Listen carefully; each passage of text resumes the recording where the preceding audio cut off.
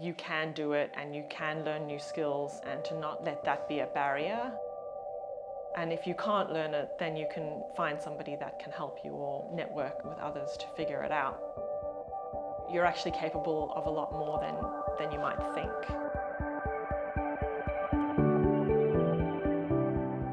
Working for somebody is always amazing, but at the same time you're still doing it under their direction and the way that they want you to make it look. And as a creative person, it's just something that you miss, I guess, and always think, if I did it on my own, what would it look like?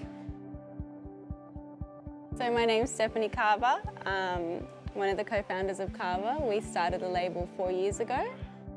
Is it going to be fashion? We've always kind of steered away from it, but our heart was in it, so I guess we always just ended up coming back to it. So I'm VANESSA Carver. I am the other half of CARVER. I'm one of the co-founders with Steph, who's my sister. Just prior to COVID, we'd obviously had our little babies, and we were also faced with the reality of having children and how that affected us, because Ness and I do this completely on our own. The fact that we have our own business does enable us to be able to do both, as in taking care of our kids and having our own business and freedom. Just not having to be somewhere 9 to 5 or, Exactly. you know, answer to anyone else, or, you know, it's hard, but it's on our own time and on our own terms. And really. we just work that out together. Yeah. And I guess more advice would be to go into business with someone who has your best interest, who always has your back. You know, we both have kids, and we love each other's kids just as much as our own, so we're going to do everything to make each other happy and to make it work.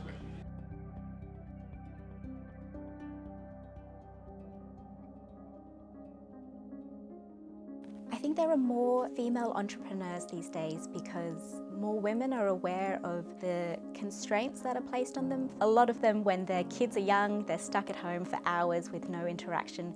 It helps to have something else. I'm EUNICA, I'm the owner of ALCMENA. We do eco-friendly baby things, so cloth nappies, wet bags, change mats, and we're going to branch out soon into other things, which is exciting.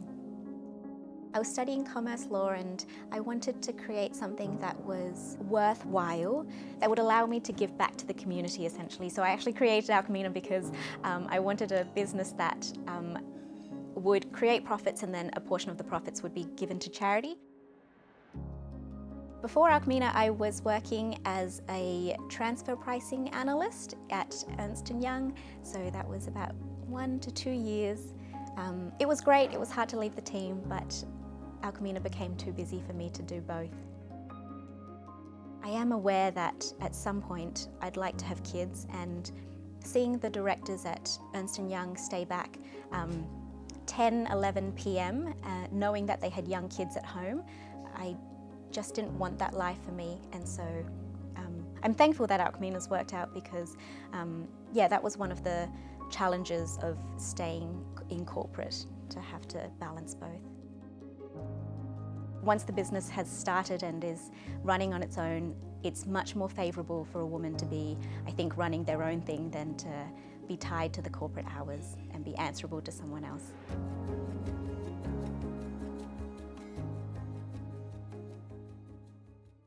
People didn't want things they'd seen before, they want newness, and that's a big challenge in fashion and sustainable fashion as well.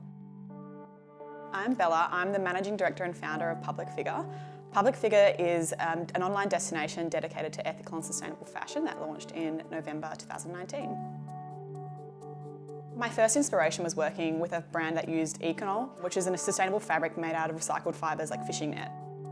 When I learnt about that fibre and those processes to create that, I was interested in learning about other brands that were using similar fabrics and processes to create fashion.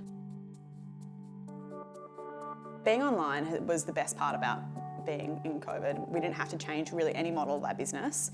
Everything was already there, all the procedures and processes were in place. I'm really lucky being in the fashion industry because most entrepreneurs in fashion are female, but people don't take you as seriously from other business partners. So brands I was approaching, I was really lucky, but in other ways, people didn't necessarily take me seriously. I'm really lucky I could combat it because I knew so much about e-commerce from history and being a qualified UX designer that I could, as long as I could show my knowledge, I was really lucky and confident in that. That would get me through a lot of issues.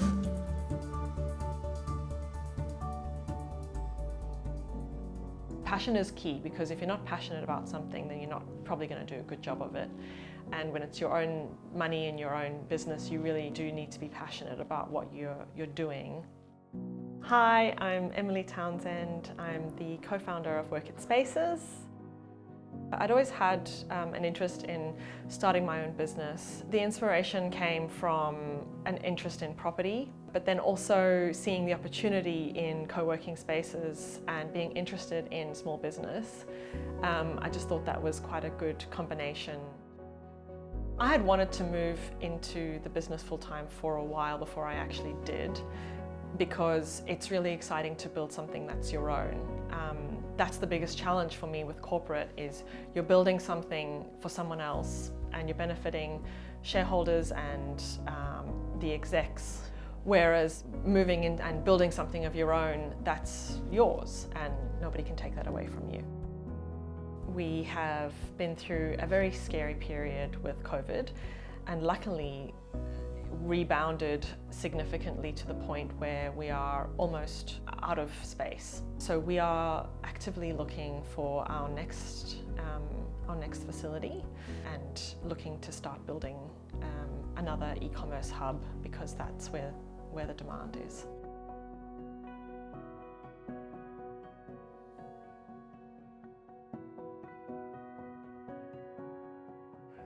Yeah, I would just tell them to shut up. If guys can do it, girls can do it too.